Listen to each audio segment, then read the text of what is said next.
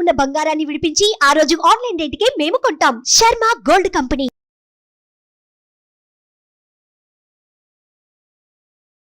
నమస్తే, welcome to Suman TV. నేను మీ యామిని. ప్రస్తుతం మనతో ఉన్నారు ప్రముఖ ఆధ్యాత్మికవేత్త, ప్రముఖ జ్యోతిష వాస్తు పండితులు సుభాష్ శర్మ గారు ఉన్నారు. వారితో మాట్లాడదాం. నమస్కారం గురుగారు. శ్రీమాత్రి నమః. గురుగారు, మనకి ఈ నెల శ్యామలాదేవి అమ్మవారి నవరాత్రులు స్టార్ట్ అవుతున్నాయి కదండి. అలానే వీటిని గుప్త నవరాత్రులు కూడా ఉంటున్నారు. సో అసలు ఏ విధంగా మనని ఆరాధించాలి, అలానే వీటికి సంబంధించిన నియమాలు ఏంటండి? తప్పకుండా తెలియజేస్తున్నాము. ముందుగా ప్రేక్షకులందరికీ శ్రీమాత్రే నమః, శ్రీ గురుభ్యో నమః. ఓం మాతా మరకతస్యామా మాతంగి మదశాలిని కుర్యాత్ కటాక్షం కళ్యాణి కదంబ వనవాసిని. నవరాత్రులు అనేటటువంటివి మనకు ప్రధానంగా 4 నవరాత్రులు ఉంటాయి. ఒకటి శ్యామలా నవరాత్రులు, 2 వారాహి నవరాత్రులు, 3 దేవీ నవరాత్రులు, అలాగే 4వ నవరాత్రులు ఏంటి అంటే గనక దానిని మహానవరాత్రులు అని కూడా అంటూ ఉంటారు. 4 రకాలైనటువంటి నవరాత్రులు ఉంటూ ఉంటాయి.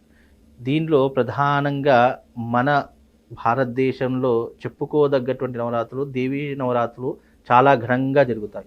కానీ మీరన్నట్టుగా ఇప్పుడు మనం మాఘమాసంలో జరుపుకునేటటువంటి నవరాత్రులు గుప్త నవరాత్రులు అని అంటాం. గుప్త నవరాత్రులు అంటే ఏంటి అంటే కేవలము ఎవరికీ తెలియకుండా ఇంటిల్లిపాది మాత్రమే చేసుకునేటటువంటిది, ఇంట్లో రహస్యంగా ఆచరించేటటువంటి విధానమే గుప్త నవరాత్రులు అని అమ్మవారికి పేరు. ఈ అమ్మవారు శ్యామల అమ్మవారు ఎవరో కాదు, సాక్షాత్తు సరస్వతీదేవి రూపము కలిగినటువంటి తల్లి. ఆ సరస్వతీదేవికి మరొక అవతారమే శ్యామల అమ్మవారు. ఈ అమ్మవారిని కనుక మనం తీక్షణంగా చూసినట్టయితే మనకు వీణతో ఉన్నటువంటి అమ్మవారు ఇద్దరే కనిపిస్తారు. ఒకటి శ్యామలాదేవి, రెండవది సరస్వతీదేవి. వీరిద్దరికి మాత్రమే వీణానాదం అనేటటువంటిది కనిపిస్తూ ఉంటుంది. అందులోనూ మనం మాఘమాసంలోనే వసంత పంచమి రావడం జరుగుతూ ఉంటుంది. అయితే ఈ వసంత పంచమి అనేటటు సరస్వతీదేవికి ప్రతీకగాను, అలాగే శ్యామల అమ్మవారికి 5వ రోజు కూడా చాలా విశేషమైనటువంటి రోజుగాను ఈ నవరాత్రుల్లో చాలా ప్రత్యేకంగా ఆరాధన చేస్తూ ఉంటారు. అయితే ఈ యొక్క శ్యామల అమ్మవారి యొక్క నవరాత్రులు అనేటటువంటివి చాలా విశేషంగా కూడినటువంటివి.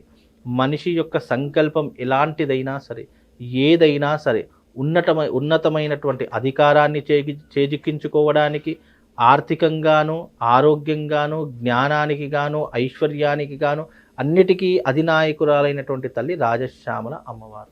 ఈ అమ్మవారిని ఉపాసించిన, అమ్మవారిని ధ్యానించిన, అమ్మవారి యొక్క నవరాత్రులు చేసుకున్న అద్భుతమైనటువంటి పరిస్థితులు ఆ మనిషికి, ఆ యొక్క వ్యక్తికి ఏర్పడేటటువంటి అవకాశము ఈ యొక్క నవరాత్రులకు చాలా ప్రత్యేకంగా ఉంటుంది.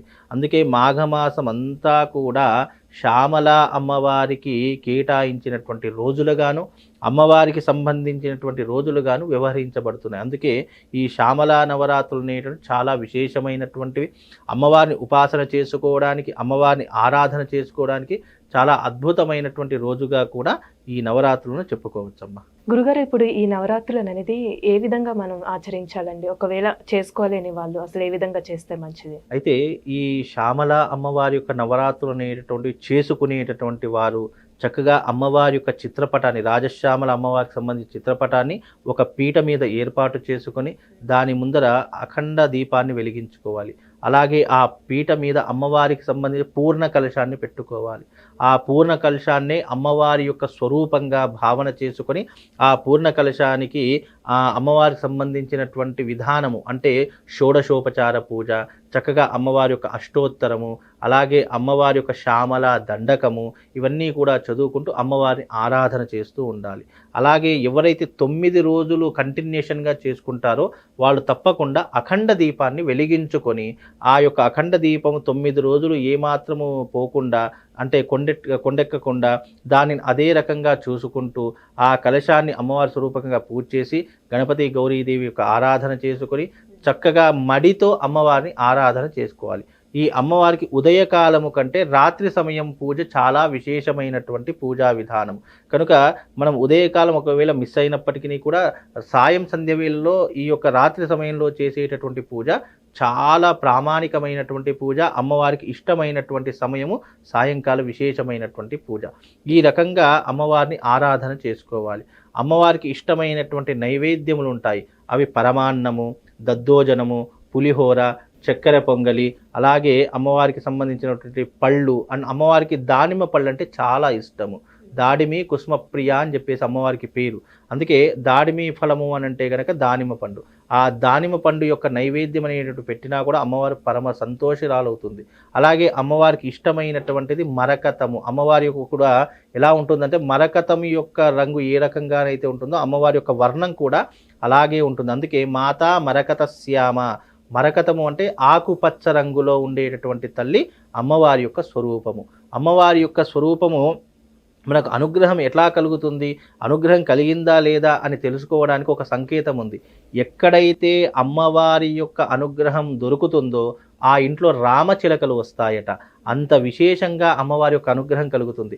ఎక్కడైతే అమ్మవారి యొక్క ఆరాధన విశేషంగా జరుగుతుందో ఆ ఇంట్లో రామచిలకలు వచ్చి అమ్మవారి పూజ జరుగుతున్నంతసేపు అక్కడ కూర్చొని మళ్ళీ రామచిలకలు వెళ్ళిపోతాయంట. అందుకే అమ్మవారి యొక్క ఆరాధన జరిగింది, మనకు అనుగ్రహం దొరికింది అంటే సంకేతం ఏంటంటే రామచిలకలు వస్తూ ఉంటాయి. కాబట్టి ఈ విశేషమైనటువంటి విధానం చాలా అలవాటు ఉన్నటువంటి వాళ్ళు చేసుకుంటారు.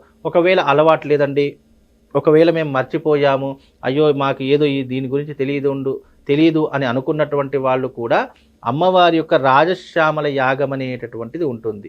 ఈ 9 రోజుల క్రతువులు ఒకే రోజులో మాకు పుణ్యం రావాలి అంటే గనక ఈ మాఘమాసంలో ఏదో ఒక రోజు వినియోగించుకొని అమ్మవారి యొక్క రాజశ్యామల యాగాన్ని కనుక చేసుకుంటే అమ్మవారి యొక్క 9 రోజులు పూజ చేసిన ఫలితము ఆ ఒక్క యాగం ద్వారా కలుగుతుంది.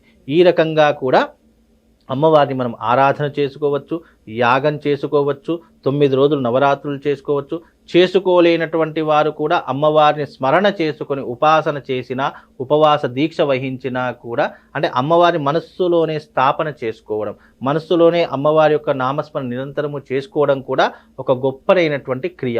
కనుక ఈ రకంగా చేసుకున్న అమ్మవారి యొక్క అనుగ్రహం సంపూర్ణంగా వాళ్లకు వాళ్ళ కుటుంబానికి కలుగుతుందమ్మా. గురుగారు, ఇప్పుడు అమ్మవారిని అంటే ఉపాసన చేస్తూ ఉంటాం కదండి, ఆ టైంలో ఎలాంటి మంత్రం చదివితే మంచిదండి అసలు? అయితే అమ్మవారికి సంబంధించినటువంటి అనేక విధములైనటువంటి మూల మంత్రాలు ఉన్నాయి, మూల బీజాక్షరాలు ఉన్నాయి. కానీ అది అందరూ చేసుకోవడానికి అర్హత లేదు. కాబట్టి అమ్మవారి యొక్క ఉపాసన చేసుకునేటటువంటి వాళ్ళు ఎవరైనా స్మరించేటటువంటి నామము, పురాణోక్తంగా ఉన్నటువంటి నామం ఒకటి చెప్తారు. అంటే నామానంటే శ్లోక రూపకంగా చెప్తాను. ఓం మాతా మరకతస్యామా మాతంగి మదశాలిని కుర్యాత్ కటాక్షం కళ్యాణి కదంబ వనవాసిని అనేటటువంటి మంత్రం చదువుకోవచ్చు. ఇంకో మంత్రం కూడా చెప్తాను.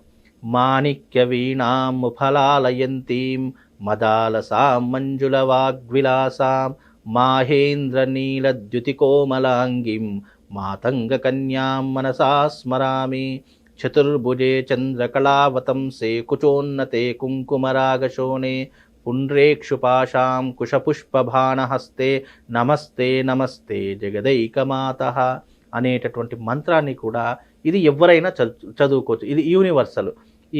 ఈ మంత్రం ఎక్కడైనా కావాలంటే లలితా సహస్రనామం అనేటటువంటి గ్రంథంలో కింద మనకు కనిపిస్తూ ఉంటుంది. ఈ మంత్రాన్ని చదువుకున్న అమ్మవారి యొక్క పరిపూర్ణమైనటువంటి అనుగ్రహం కలుగుతుంది. ఈ శ్లోకము వీళ్ళే చదవాలి, వీళ్ళు చదవకూడదు అనేటటువంటి విధానం ఏం లేదు. ఈ శ్లోకం ఆడవాళ్ళు చదువుకోవచ్చు, ముఖ్యంగా చిన్నపిల్లలు. ఎందుకంటే జ్ఞానము, చదువు, తెలివితేటలు కావాలి అని అనుకునేటటువంటి వాళ్ళు ఈ నవరాత్రుల్లో పిల్లలతో శ్యామలా దండకాన్ని బైహాట్ చేయించండి. వాళ్ళు జీవితంలో మంచి ప్రయోజకులు అవుతారు, మంచి జ్ఞానవంతులు అవుతారు. అంటే చదువుకున్నది గుర్తుండడానికి శ్యామలా దండకం ఒక్కటి చదువుకుంటే చాలు, వాళ్ళు జీవితంలో దేన్ని మర్చిపోరు. చదువుకున్నది ఎప్పుడూ కూడా వాళ్ళ బ్రెయిన్లో స్టోర్ చేసినటువంటి విధంగా ఎప్పుడూ కూడా ఉంటూ ఉంటుంది. కనుక ఈ నవరాత్రిలో పిల్లలతో శ్యామలా దండకాన్ని చదివించండి, గొప్ప జ్ఞానవంతులు అవుతారమ్మా. చాలా చక్కగా తెలియజేశారు గురుగారు, ధన్యవాదాలు. శ్రీమాత్రే.